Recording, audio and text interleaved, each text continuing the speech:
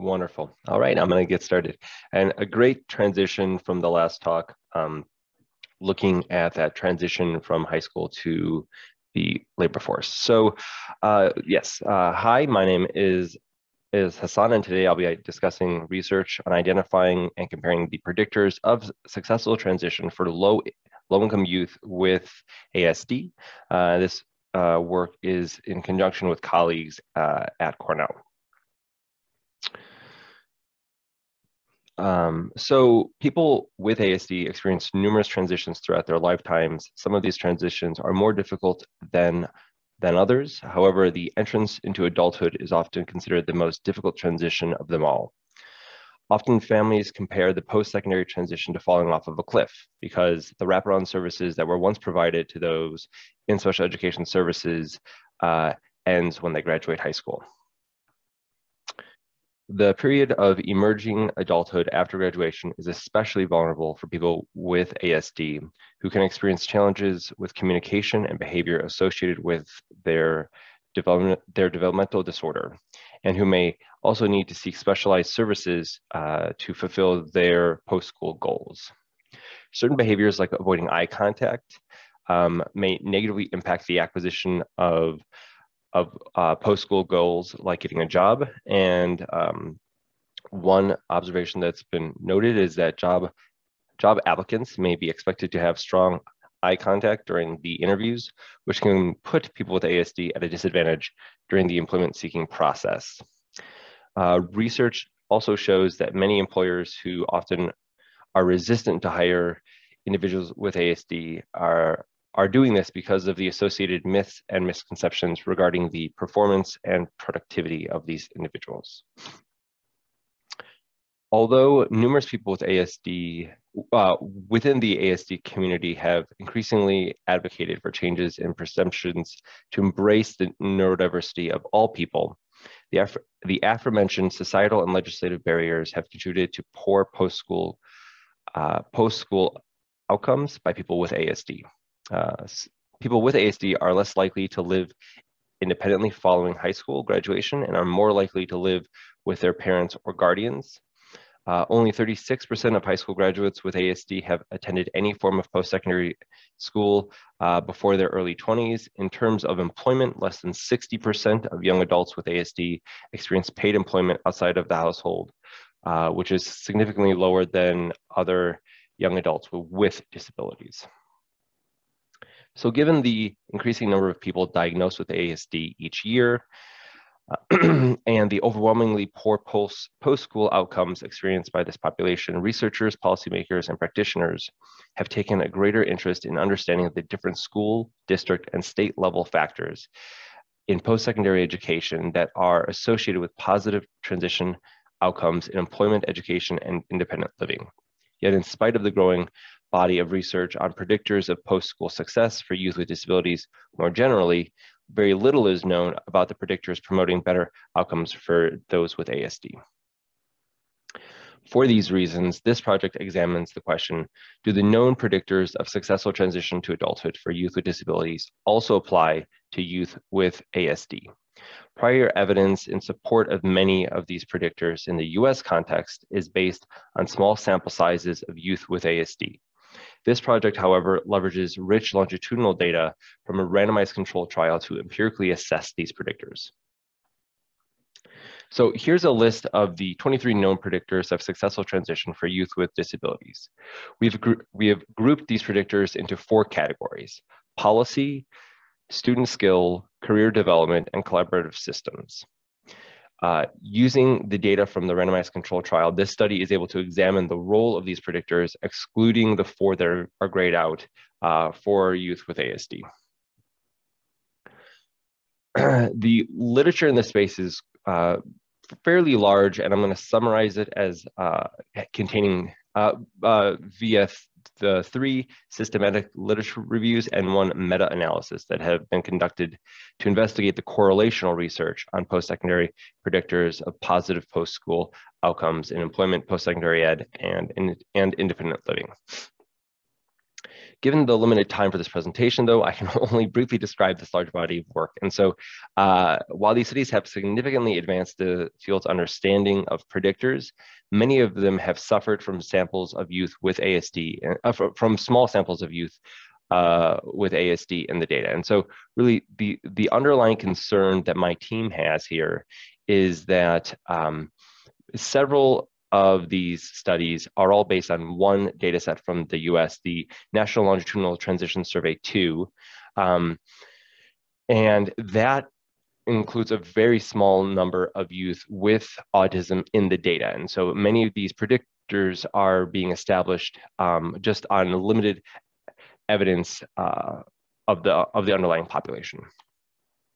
So this project examines the differential role of known transition predictors for youth with disabilities on youth with ASD. And so the New York State PROMISE data, which are the data from the randomized control trial that I described. So New York State PROMISE was one of 6 model demonstration projects with the objective of promoting positive outcomes for children who receive supplemental security income and their families. And so SSI is a means tested program. And so these are all families that are living in poverty. New York State PROMISE recruited 2,090 SSI eligible youth ranging from 14 to 16 years of age between the years of 2014 and 2016. This included 371 youth with ASD as their primary disability category. In total, 6 years of data, including administrative, service records, youth surveys, and parent surveys were collected. Of the 2,090 participants, nearly 18% had ASD. Each row reports the percent of students with ASD relative to the percent of students with a disability category other than ASD. So 21% of white students with ASD have ASD relative to 13% of Black students. Unsurprisingly, relative to the typical US estimates, there is a sex difference in the prevalence of ASD, with 21% of males having ASD compared to 10% of females. The aim of this work is to understand the primary and differential roles that known predictors have for youth with ASD on binary outcomes of high school completion, post-secondary school participation, and employment. In today's talk, I'm going to only focus on the employment outcomes. We separately run logic regressions for each predictor on these outcomes. So this table presents key estimates of the career development and policy sets of predictors for the employment outcome. As an example of how to read the table, when looking at the role of career awareness on employment, we find that for youth with ASD who did not engage in career awareness services, the odds of successfully finding work are 0.75 times the comparison group. And that comparison group would be youth with other disabilities who did not engage in the predictor. So again, what that means is that youth with ASD who did not engage in the career awareness services were less likely than their peers without ASD to obtain work after high school. Youth with other disabilities, so that's identified in the predictor column. Youth with other disabilities have 3 times the odds of successfully finding work relative to the comparison group.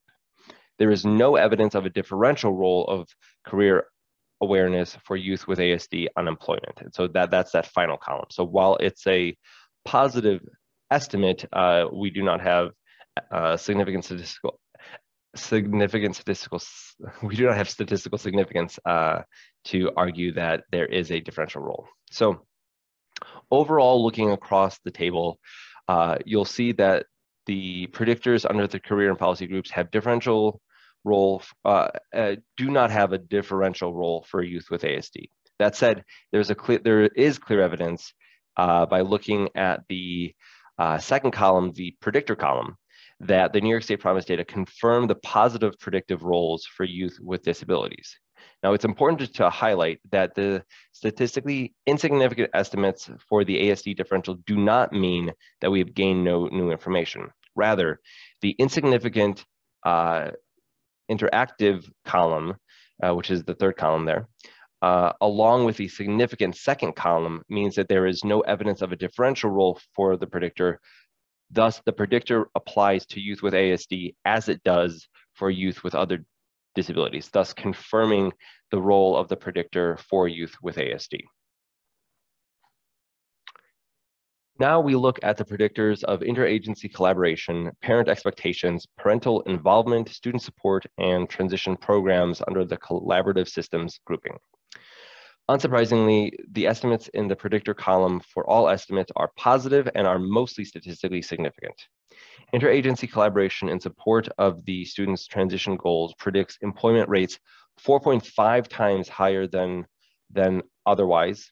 Parent expectations and parental involvement are both positively associated with employment outcomes. The services of student support and supported education both predict markedly higher odds of employment, with 29% and 29 times and 13 times being the estimates respectively. Now